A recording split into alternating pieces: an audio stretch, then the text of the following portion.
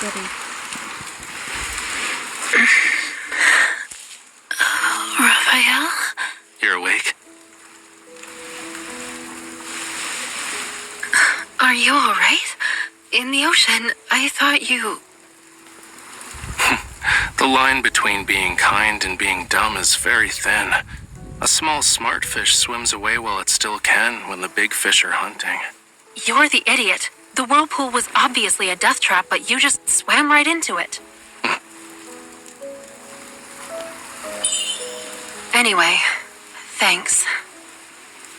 You were the one who pulled me out of the water, right? I thought I heard your voice before I blacked out. That's just my random act of kindness for the day. So, how long do you think this malicious creature will keep an eye on us? It's the kitten from before. Now that the Wanderer's gone, it should be safe. It'll be cold tonight. It wants a warm place to sleep. What a cutie pie. It's moving! Get it away from me!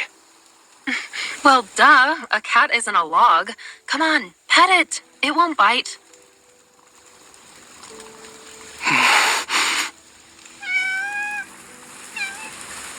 You. Your flattery means nothing to me. I don't accept you. If you need to thank someone, thank the silly girl. She's the reason you're even getting a crumb of my attention. It licked me. No. A monster touched me. My hand. It's over. I can't hold a paintbrush now. Not like this. So, is there a reason why you don't like cats? Why should I? I dislike them because I do.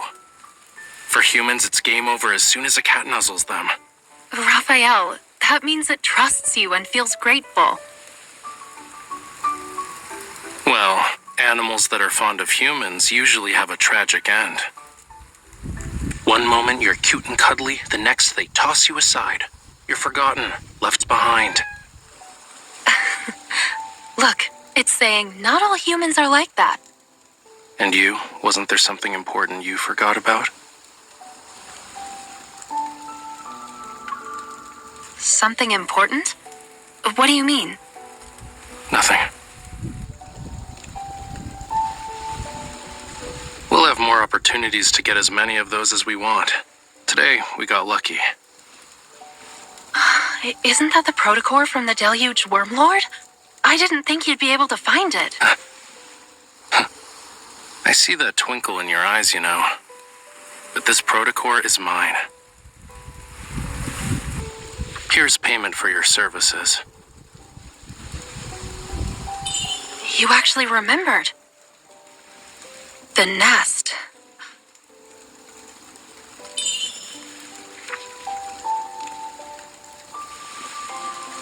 Is this the place we can gather intel from?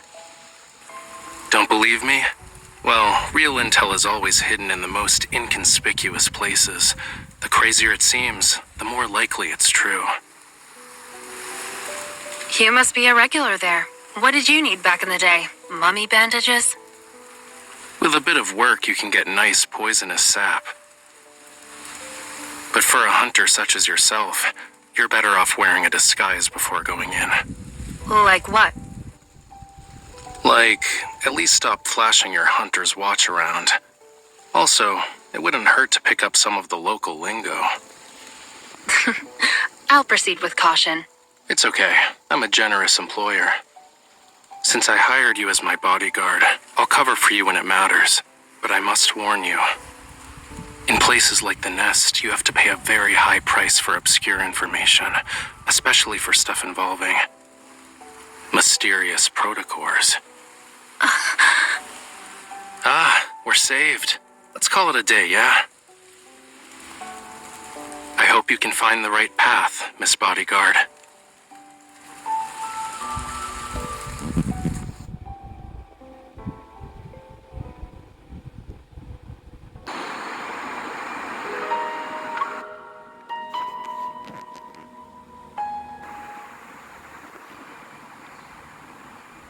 The warm night breeze rises from the sea, and carries with it the shining sand of White Sand Bay. It sweeps past the skyscrapers, eventually disappearing into an alley even moonlight won't touch. At the end of the alley, electronic waste, hidden from Lincoln's daylight, is no different from rubble. Erratic currents meander in the air and capture the wisp of a signal.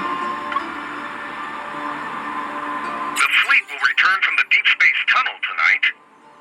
A recently discovered planet, Alpha PO159, is confirmed to be dead by the DAA. They say you're connected to Isaiah's death. I never believed them. You would never attack your own comrades. As you can see, I'm a monster now. You don't want to end up like me, right? But sooner or later, you'll be walking down this path as well. Only she can save us. You, of all people, should know. That thing is with her. I've seen. A gleaming blade rests against the man's throat. He stops talking immediately. He doesn't even dare to swallow. Until that day comes, no one should even think about getting close to her. The same goes for me. You're still stubborn, huh? What's the point? I don't need to explain myself to traitors. That's how you're describing us? Have you forgotten about your home? Our home? Xavier, you're the traitor. On the edge of darkness, a blinding light culminates into a muffled grunt as flesh is stabbed. The collapsed figure transforms into specks of light, soon corroded by black particles. They dissolve into the cracks of the road. Clink. He picks up the item and steps out of the alley, his feet crushing the messy reflections of neon light scattered on the dirty water's surface. Cleanup isn't necessary. No one would notice there being one less person of their kind. Besides, this city is riddled with filth.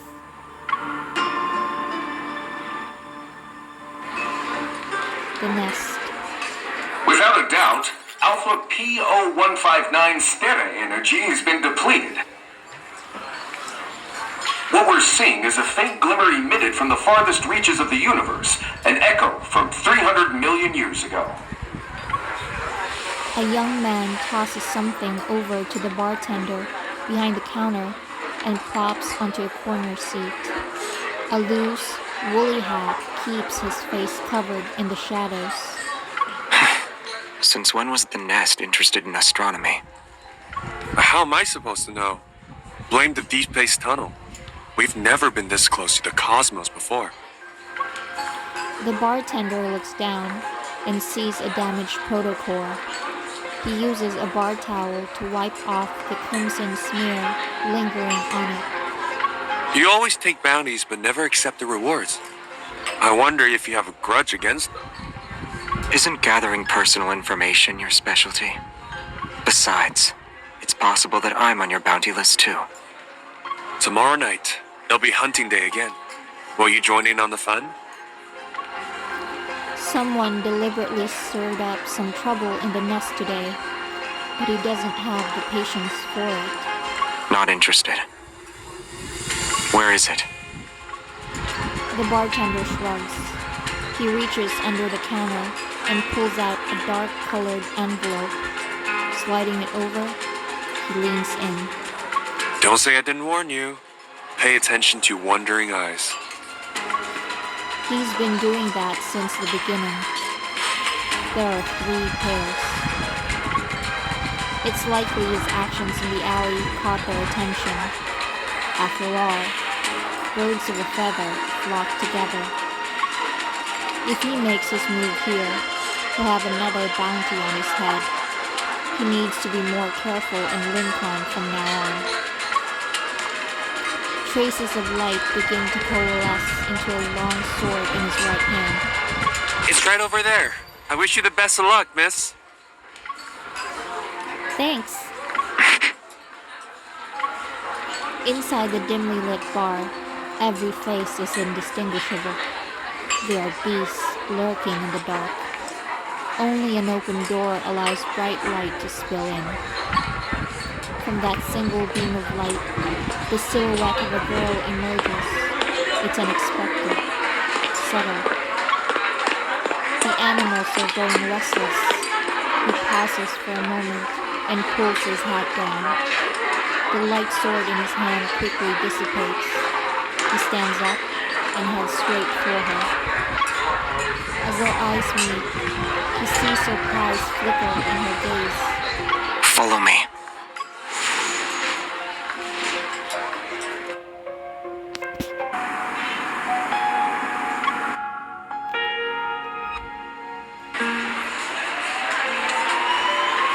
In Azure Square, the carnival is holding a space-themed event. A hologram has been used to construct a castle-shaped fountain.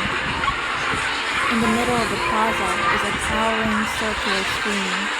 The newscaster enthusiastically discusses information the Deepspace Aviation Administration brought back. There are traces of organisms that once lived on Alpha P0159. You didn't ask me to follow you so we could appreciate the fountain, right? There's more to it.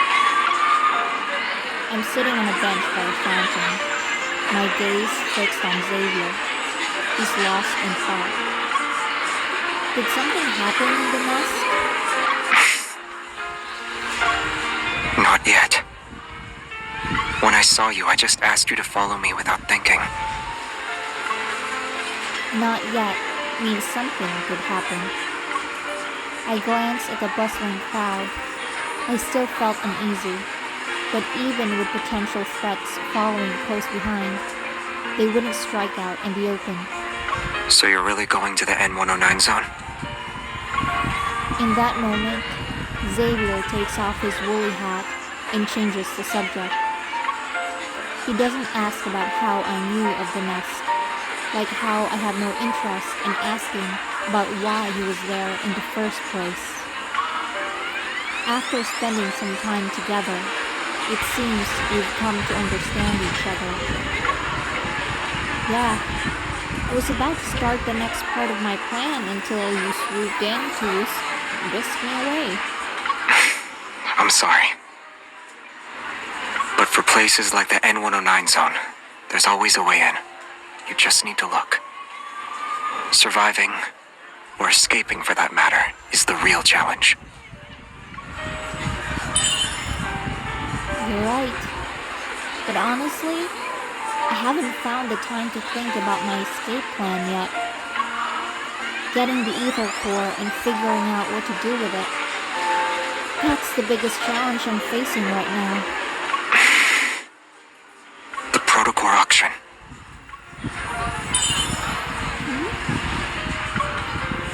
Weren't a ton of Onykinus' protocols destroyed by Lumiere? Why are they holding an auction? It's to deal with their partners. So their business transaction was ruined. Yeah.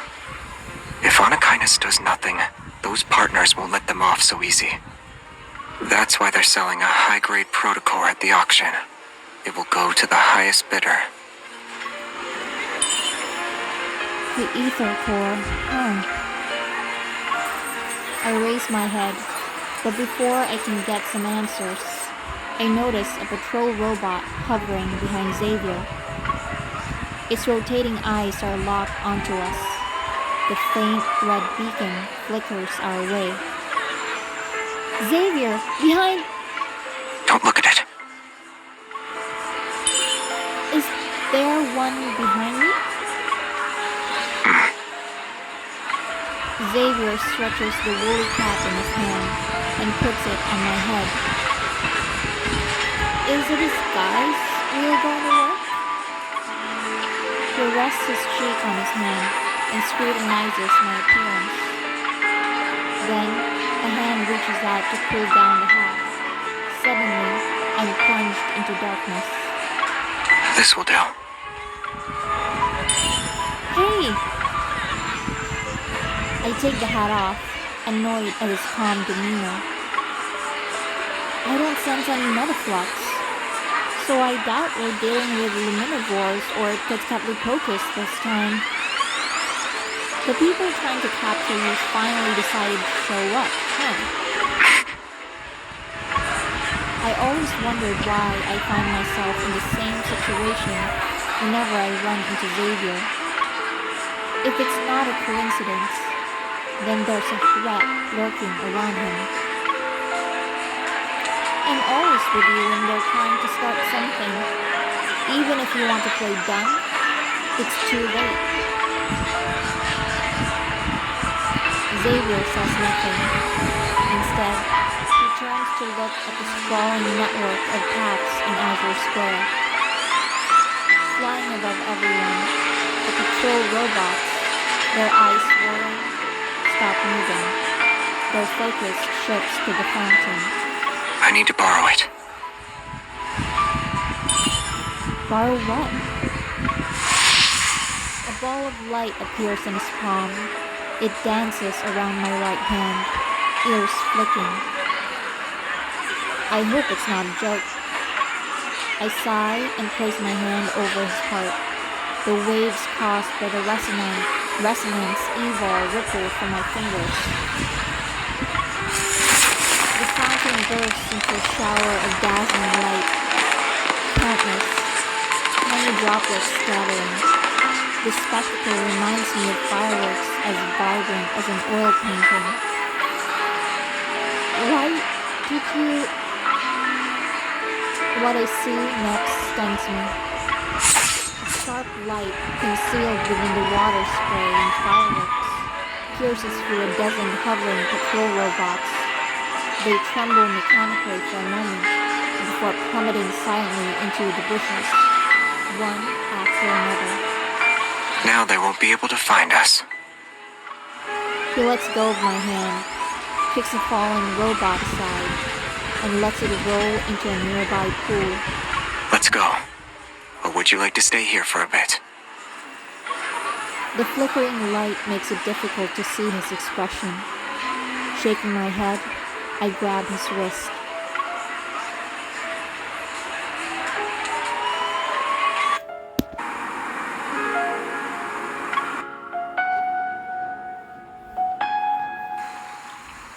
Philo.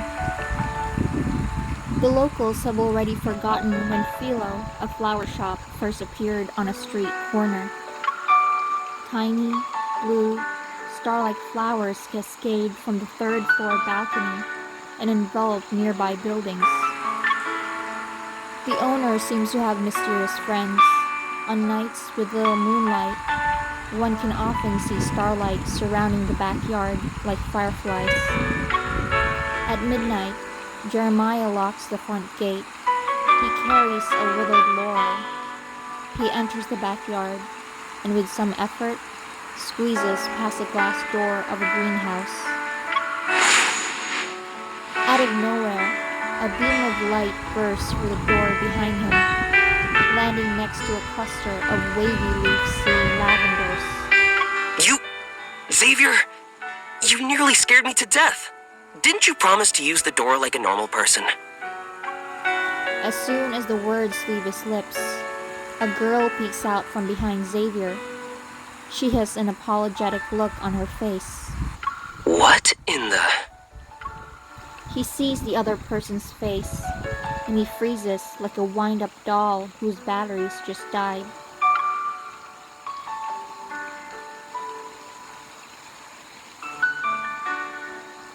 I'm sorry. I didn't mean to scare you. The florist Jeremiah looks to be around Xavier's age. When he saw me, he only showed two emotions, surprise and bewilderment. Xavier, your friend is freaking out. Holding a small spray bottle, Xavier waters the dying laurel. He's not young anymore, so he's a bit slow on the uptake now.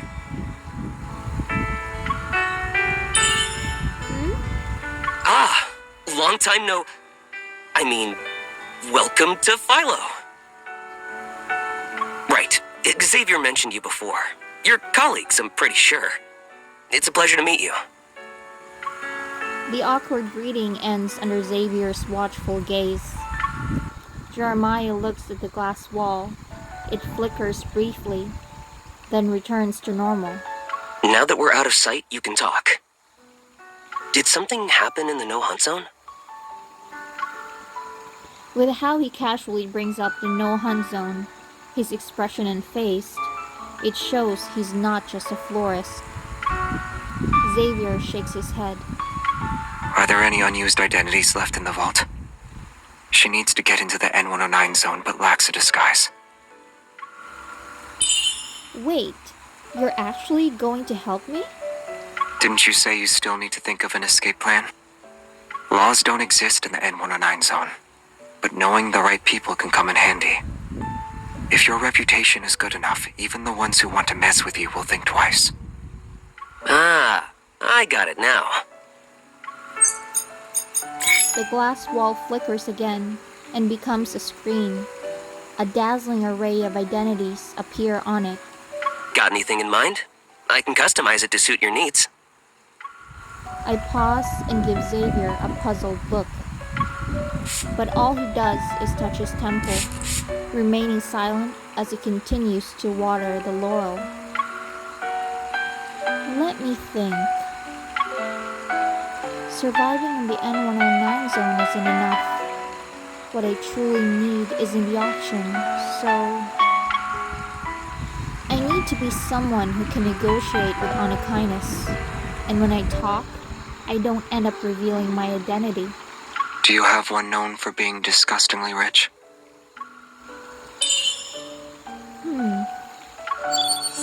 As the rapid clacking of a keyboard fills the room, images gradually come to life on the screen. A young woman, perfectly dressed, is about to step into a black limousine. Men in suits are by her side, along with a group of fully armed guards. She wears an intricately designed veil. Beneath it is her face. My face. Heiress from the Grand Duchy of Guarans. Born with a diamond spoon, your wealth rivals that of nations. What do you think? Isn't it a bit too much? Jeremiah nods and once again gets back to work. The woman on the screen now wears a black outfit. Everyone else follows suit. Their previous attire now sleek, black formal wear with sunglasses. Heiress to a mysterious crime syndicate. Last name is... well, we should just use yours to keep your story straight. I'll create a comprehensive profile and put it up on the dark web. I can make it convincing enough to the point where even professionals will have a hard time distinguishing fact from fiction. Do I really need to be that?